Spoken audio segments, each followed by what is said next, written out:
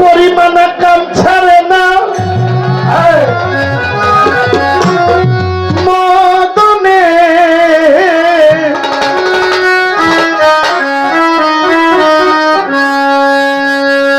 আমি প্রথম গান গাইলাম যে দেশের মানুষের সাথে আমার মন মিশে আমাকে নিয়ে চলো সেই দেশে। কয় গান কি শিশির গান? এই গান তো ভক্তের গান। আচ্ছা ঠিক আছে, আমি যদি আপনাকে মানি, যদি আপনাকে আমি মানি তাহলে আপনি যা বলবেন তাই মানতে হবে।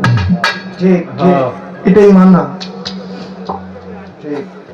এখন এই গানটা যদি শিষ্যের না হয় ভক্তের হয়, আমি আপনাকে একটা কথা জিজ্ঞেস করতে চাই, আজকে আমি আর আপনি আমরা পালা গাইয়া শেষ করতে পারবো কি? গুরু শিষ্য পালা কয় বছর গাইলে শেষ হইব বাবা? কয় মাস দিন রাত মিলে গেলে শেষ হইব? শেষ হইব? আপনার সাথে আগে পরে বহু পালা গান করছি না? আমার মনে হয় শিষ্য পালা আপনার সাথে আমি আজকে না এই পর্যন্ত যাই করতেছি আপনার সাথে শিষ্য পালা আমারই বেশি। তাই মনে করেন আগে শিষ্য গায়ে লাইছে অনেক,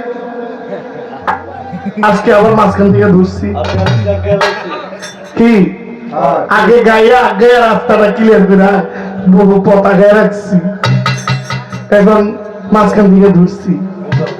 তাইলেই তো হয় বেস্ট লাইফ।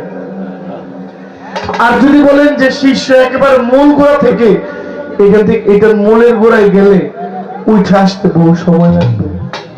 এই পর্যন্ত গান শেষ হইয়া ফজর আজান দিয়া আরেক ফজর আইব। তো এই জন্য আমি একটু মাঝখান থেকে ধরছি, যে একটু উপর থেকে গাইলে যেন মানুষ কিছু পায়। এখন এই গান শিষ্যের না ভক্তের? আমি শিষ্য তো কি হয়েছে, আমি ভক্ত হওয়ার ইচ্ছা আমার আছে না? আমি আজকে ছেলে আছি, কালকে ছেলের বাপ হওয়ার ইচ্ছা আমার নাই? আছে আছে। এই জন্যই গাওয়া। ওরে করিমানা কাম ছাড়ে না মদনে, গুরুর প্রেম রসিকা হব কেমনে।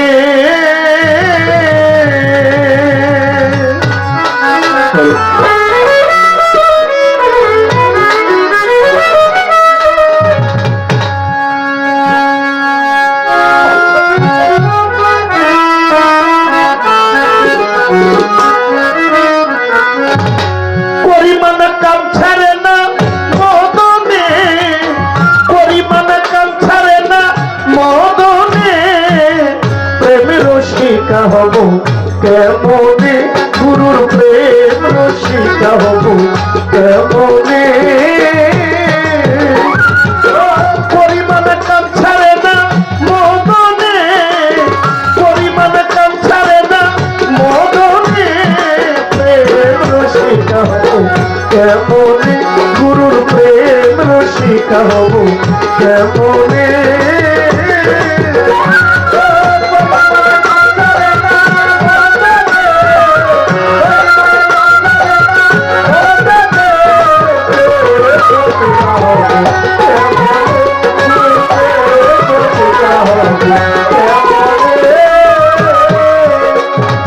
এই দেহেতে মদন রাজায় বসাই কাচারি, করা দায় করে লয়ে যায় হুজুরি। এই দেহেতে মদন রাজা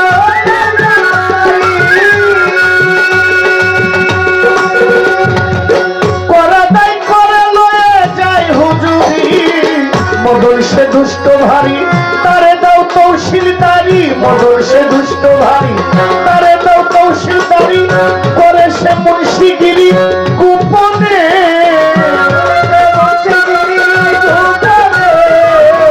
করে দে মুন্সিগিরি গোপনে। প্রেমের রসিকা হব কেমনে, গুরুর প্রেম রসিকা হব কেমনে।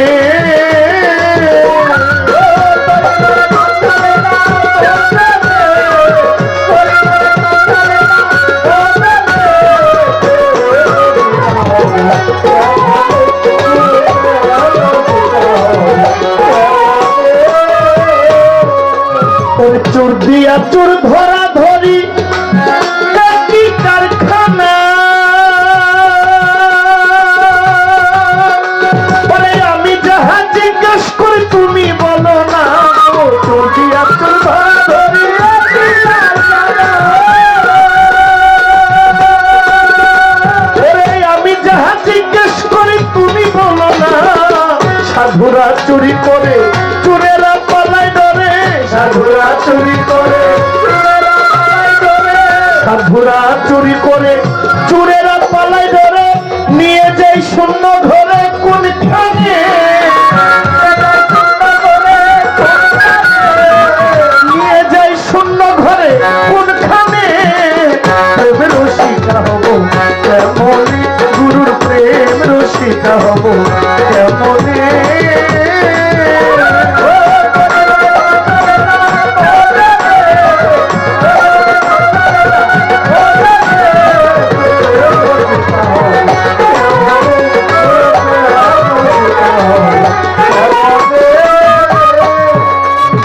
অধীন লালন বিনয় করি সিরাজি সাইজির পা, স্বামী মারিলে নালিশ করি কোন জায়গায় গো, লালন সাই বিনাশ করে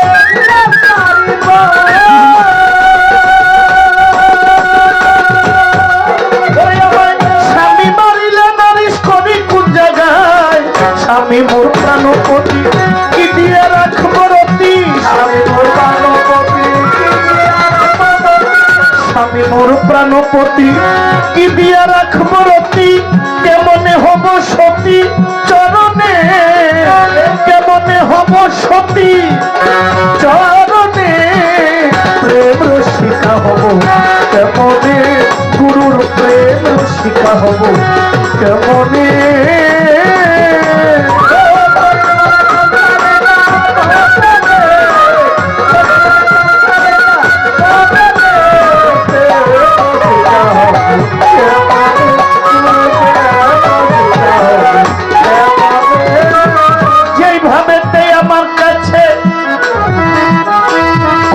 জিজ্ঞেস করে ভুলি নাই গুরুর কথা, আমার মনে পড়ে, আমার কি আর সাধ্য আছে দিতে তাহার কথার জবাব,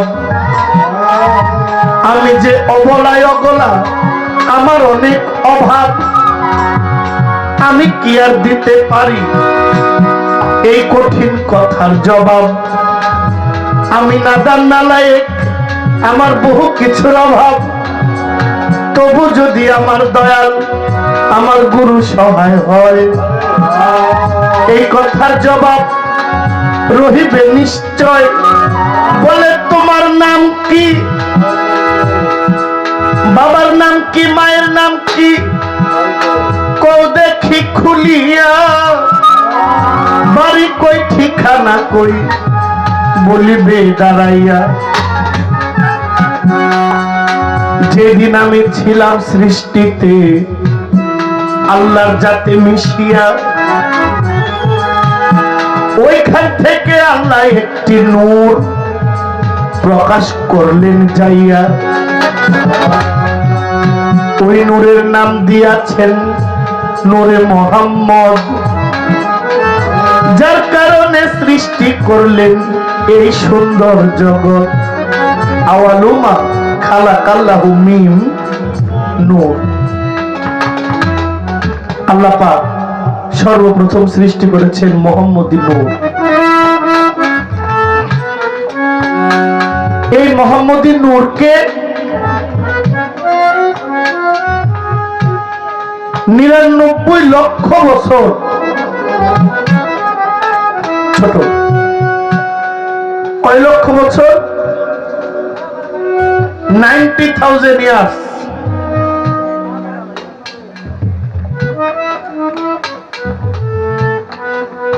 আল্লাহ পাক,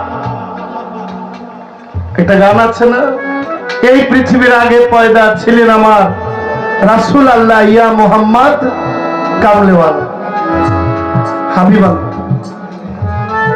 সেই মোহাম্মদী নূরকে লক্ষ বছর বিভিন্ন জায়গায় রাখলেন।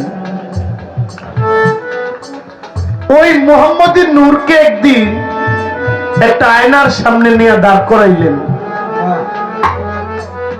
আয়নার সামনে নিয়ে দাঁড় করাইলেন। আয়নাটা ছিল খোদা নিজে, আর আমার রাসূল সেদিন ছিলেন একটা ময়ূরের রূপে। সুবহানাল্লাহ বলুন। ময়ূরের দুই কানে দুইটা দুল ছিল, একটি দুলের নাম মাওলা ইমাম হুসাইন, একটি দুলের নাম মাওলা ইমাম হাসাইন। ময়ূরের গলায় একটা মালা পরানো ছিল, এই মালাটা ছিল হযরত শেরে খোদা মুশকিল কুশা মাওলা আলী।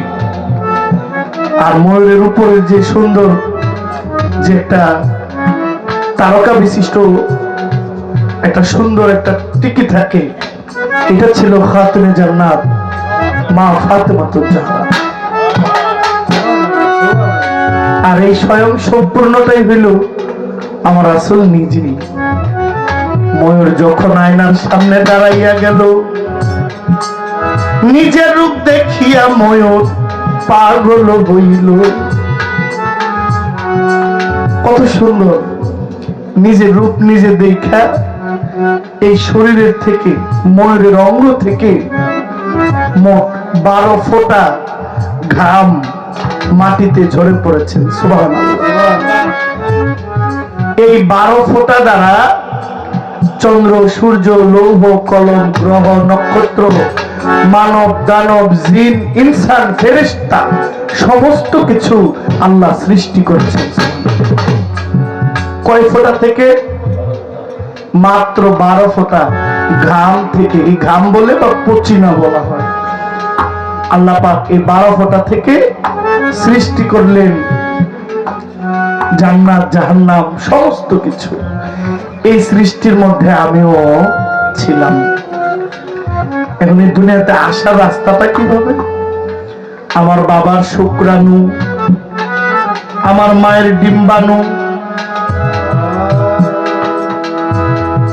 একটা মিষ্টি কুমড়ার বীজ, এটা আপনি পাথরের উপরে ফালায় রাখলে এটা কোনো কাজে দিবে? একটা সিমের বিচি, একটা কাঁঠালের বিচি, আপনি যদি কোনো শক্ত জায়গায় এটাকে ফালায় রাখেন, ছোট, এটা কখনো কাজে আসবে? এটা কতদিন পরে রোদ্রে এমন শুকাবে, পরে এটা বাদ পরে একেবারে নষ্ট হয়ে যাবে। যখন এটা উর্বর জায়গা পাবে, যখন এই বীজটা একটা মাটির মধ্যে একটা নরম একটা জায়গায় একটু পানির ছোঁয়া পাবে, একটা মাটির গন্ধ পাবে, একটা মাটির ছোঁয়া পাবে, তখন এটার মধ্যে একটা গেরা বের হবে, একটা বীজ, এটা আর একটা গাছ হওয়ার সম্ভাবনা হয়ে যাবে। এই বীজটা হইল শুক্রাণু, আর ওই মাটি, এই গন্ধ, এই পানি, এটা হইল ডিম্বাণু। দুইয়ের সমন্বয়ে এটা গাছ হয়। এই গাছে আরো ফল হয়। একটা গাছ বাঁচলে এই এক গাছের মধ্যে আরো বহু ফল হয় না? একটা কাঁঠালের গাছ যদি বাঁচাই উঠাইতে পারে, এক গাছের মধ্যে কয়েক কাঁঠাল ধরে, এক কাঁঠালের মধ্যে শত শত বীজ বের হয়, কাঁঠালের বাগান ভইরা যায়। এই জন্য সাধক জালালউদ্দিন খাঁ বলেছেন, এই বিশ্ব বাগানে সাই নিরঞ্জনে মানুষ দিয়ে আল্লাহ ফুটায় আছে ফুল। যেই গন্ধ খাইয়া আদম হইছিল গুনাহগার, আজ পর্যন্ত আমরা তাহা করতেছি আহার। হযরত আদম, মা হাওয়াই হইল গন্ধম, এই হইল কথার মূল। গন্ধমের আঠা দিয়ে বানাইলো কালি, ছাপাখানার ঘরে কোরআন দিতেছে তালি। আসল কথা যদি বলি, www.করববাথরুম।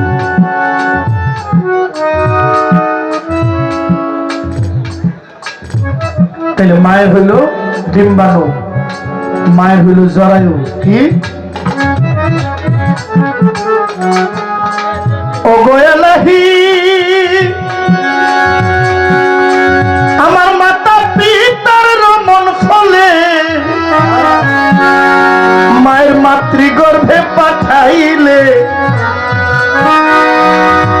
মায়ের জরায়ুতে দিয়াছিলে ঠাই। তোমার এই আজব ঘটনা বাবা মাই কেউ টের পাইল না। তুমি আলিমুল গায়েবে আল্লাহ শায়গো এলাহি, তোমার মতো দরদি তোমার নাম স্মরণে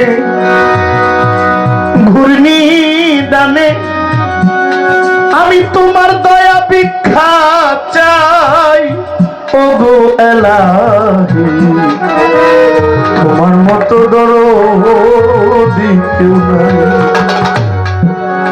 মাতা পিতার রমণ ফলে কখন যখন আমার মা আমার বাবা প্রেম বন্ধনে আবদ্ধ হয়েছেন, আমার মা বাবা যখন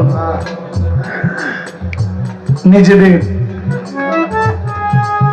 সমস্ত কিছু উজাড় করে দুই আত্মা এক হয়ে গেছেন, সেদিন একজন জহির পাগলার সৃষ্টি হয়েছে। সেদিন একজন জহিরের উৎপত্তি হয়েছে। এখন বাবা যখন মায়ের কাছে যায় তখন বাবা কাম জাগ্রত হয়, তখন বাবা নাম ধরে কামাল। বাবাকে মায়ে সামাল দিয়ে রাখে, বাবাকে মায়ে সামাল দিয়ে রাখে। তো যে সামাল দেয় তার নাম হয় কি? সামাল। তার নাম, মা হইল সামাল, বাবা হইল কামাল। তাহলে আমি কে? বিজ্ঞান বলে পুরুষের এই দেহ কাটলে রক্ত বের হবে, হাড় বের হবে, মনি মগজ বের হবে। যে ধরনের উৎপত্তি প্রাণধন এটা বের হইব, এটা দেখা যায় কোন কোন জায়গাটা কাটলে এইটার বের হয়। যে ধরনের উৎপত্তি প্রাণধন এই দেহের কই আছে, এই জিনিস কাটলে তো রক্ত এটা বের হয়। এই জিনিস থাকে কই? হাই হাই কত দামি, অথচ কাটলে এটা দেখা যায়। বলছে পুরুষের প্রতি ফোটায় ৬,০০০, কয় হাজার? ৬,০০০ শুক্রাণু থাকে। এই ৬,০০০ শুক্রাণু থেকে একটা শুক্রাণু হইল জহির পাগলা, বাকি থাকে কত হাজার? হ্যাঁ, হিসাব নেই। তাহলে ছোট এত শুক্রাণুর মধ্যে আমি কেন জীবন পাইলাম, বাকিরা কেন বাদ গেল? কারণ এই ৬,০০০ শুক্রাণুর মধ্যে সবচাইতে শক্তিশালী ছিলাম আমি। শক্তিশালী হওয়ার কারণে ৬,০০০ ভাই বোন মিলা একসাথে দৌড় দিচ্ছে। একসাথে দৌড় দেওয়ার কারণে সবাইরে ডিঙ্গাইয়া, সবাইরে পিছনে ফেলাইয়া মায়ের সেই ডিম্বারের মধ্যে আমি গিয়ে জায়গা পাইছি। আর বাকিরা কি হয়েছে? আমি যখন জায়গা পাইলাম তখন বাকিরা তো আর জায়গা পাইল। কখনো 2টা ঢুকে, কখনো 3টা হয়, কখনো 4টা হয়। ইতিহাসে আল্লাহর দুনিয়ায় এমন মানুষ আছে যিনি 5-6 জন 7 জন সন্তানের জননীয় হয়েছেন। এটা আল্লাহ মালুম, আল্লাহ ভালো জানেন, আল্লাহ সর্বশক্তিমান। কিন্তু নরমালি 1 জন কিংবা 2 জন শুক্রাণু মায়ের কাছে যাইতে, এটা বিন্দু। 1 ফোঁটার মধ্যে ৬,০০০, এই ৬,০০০ ভাগ করলে কত দূর হয়? কত দূর হইলাম আমি? আজকে গেলাম ওজনটা পেলাম প্রায় ৭৫ কেজি, আরো বেশি হইলে হইতে পারি। কয় কেজি লড়াইছেন নাকি? আবার লড়াই করতেন। এই শুক্রাণু, এই বিন্দু থেকে আজকে আমার গায়ে বিরক্ত হইতেছেন নাকি? আমার ওজনে এত, খালি আমি না, আপনারাও তো। তাহলে আমি বিন্দু থেকে আজকে সিন্ধু হয়েছি। এটা কি হয়েছে? প্রথম মাস, 1 মাস এটা একটা রক্তবর্ণ, 2 মাস এই রক্তবর্ণটা ঘোলাট হয়ে গেছে, 3 মাস এটা একটা মাংসের টুকরা হয়ে গেছে, ছোট্ট একটা মাংসের টুকরা হয়েছে, 4 মাস এই দেহটার স্তর তৈরি হয়েছে, একটা ভাঁজ ধরছে, 5ম মাস দেহের পঞ্চ আত্মা এটার মধ্যে প্রবেশ করেছে, 6 মাসের মাথায় 6 রিপু এই দেহের মধ্যে প্রবেশ করেছে, কাম ক্রোধ, লোভ, হিংসা, মদ, মাৎসর্য। 7 মাস এই দেহের মধ্যে সপ্ত সাগর তৈরি হয়েছে। যা আছে বিশ্ব ব্রহ্মাণ্ডে তা আছে মানুষের দেহ ভাণ্ডে। তাহলে এই দেশে 7 সাগর আছে, 13 নদী আছে, মানুষের দেহের মধ্যেও আছে। 8ম মাস এই দেহের অক্টোপাস তৈরি হয়েছে। 9ম মাস এই দেহের নবভিটার ভক্তি তৈরি হয়েছে। 10 মাস 10টা ইন্দ্রিয় আমার গায়ের মধ্যে লাগছে, হাত, পা, চক্ষু, কর্ণ, নাসিকা, ত্বক, বাত, জিহ্বা, গুর্জ, লিঙ্গ। এই 10টা অঙ্গ প্রত্যঙ্গ আমার এই দেহের মধ্য থেকে প্রতিফলিত হয়েছে, একটা মানব আকার ধারণ করেছে। 10 মাস 10 দিন হইলে পূর্ণাঙ্গ একটা জহির দুনিয়াতে আসে। তাহলে কই ছিলাম বিন্দু আর কই হইলাম আজকে সিন্ধু। এই জন্য আমার নাম বিন্দু জালাল।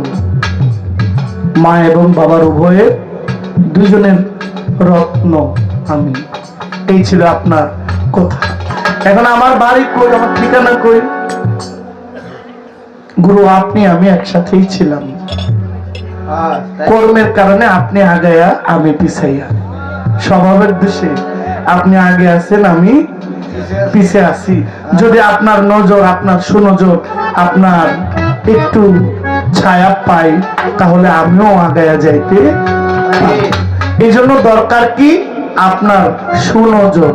কারণ নজর 2 প্রকারের হয়। এক নজর দিলে পুইরা ছাই হয়, আরেক নজর দিলে জীবে প্রাণ ফিরা পায়। সুবহানাল্লাহ।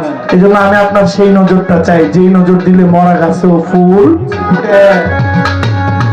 এই তো তাহার কথা ছিল, কইরা দিলাম শেষ। এইবার একটা বিশেষ কথা জানিব বিশেষ। এই কথায় আমার জীবনে আমি কাউরে জিগাই নাই। এই কথাটা গতকাল শিখছি, আমি ভুইলা যাই। দয়াল, কোন পীর মাশায়েখ দেখলে, কোন একজন পীর ফকির দেখলে, বা একজন বুজুর্গ দেখলে, যারা ভক্ত মনে করে, নিজেদেরকে খুব তুচ্ছ মনে করে, তারা এইভাবে দাঁড়ায়। কিভাবে দাঁড়ায়? কিভাবে? এইভাবে না। চিহ্নটা কিন্তু মনে রাখেন, কেমনে দাঁড়ায়। অনেকে কয় যে এটা প্রণামী। দেখেন, শব্দ শব্দ সাংস্কৃতিক শব্দ আছে, আঞ্চলিক আছে, মাতৃভাষা আছে, বিভিন্ন সাংস্কৃতিক ভাষা থাকতে পারে, শুদ্ধ ভাষা, চলিত ভাষা, এই ধরনের থাকতে পারে, তো মূলে বস্তু এক হয়। প্রণাম যদি মনে করেন হিন্দুদের ভাষা, তাহলে জল ও হিন্দুদের ভাষায়, তাহলে ওই গাছের মধ্যেও জাত আছে। খেজুর গাছ কইলে কয় মুসলমানের, তুলসী গাছ কইলে কয় হিন্দু বাড়ির গাছ। এই ধরনের ভাগ আছে না, সবই খোদার সৃষ্টি। আমরা এই একত্রে বিশ্বাসী। এটাকে প্রণাম বলে না, এটা বলে একটা ভক্তির একটা দাঁড়ানো। আমার একটা জিজ্ঞাসা, এই যে চিহ্নটা, এই প্রণাম, এই চিহ্নটা এই দেহের মধ্যে কয়েকটা জায়গায় আছে। এই চিহ্নটা কি? আর এই চিহ্নটা দিয়ে এই দেহের মধ্যে কি কি আছে? আর মূলত এই চিহ্নটা আসলে কি? এইভাবে চাই না কেন? এইভাবে বললে তো দিলে, আল্লাহ দিলে তো পড়তো না। কি মোনাজাত দিয়ে এমনি করি, আল্লাহ দিলে যেন না পড়ে। আসলে দিব কি, পড়বো কি? এইভাবে করজোরে দাওয়া। আমি আসামি, আমি আসামি। আসামির সামনে এমনি দাঁড়াইতে হয় না, মানে জজের সামনে। জজের সামনে আসামি কিভাবে দাঁড়াবে? তো উনি তো জজ, উনি মালিক, উনি বিচারক, আমি তো হইলাম আসামি। তাহলে আমি আসামি যে দাঁড়াইলাম, আসলে এই রূপটা কই থেকে আইছে? এটা আসলে কি? এটা আপনার কাছে আমার জিজ্ঞাসা।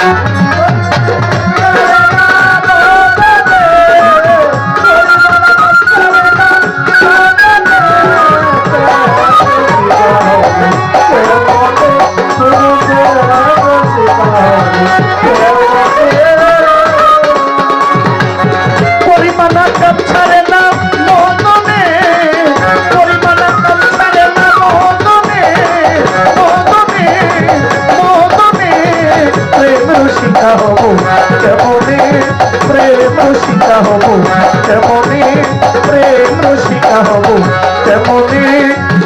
আমি জানমি আসার আমার শফিউল্লাহ চিশতির প্রেম রসিকা হব কেমন।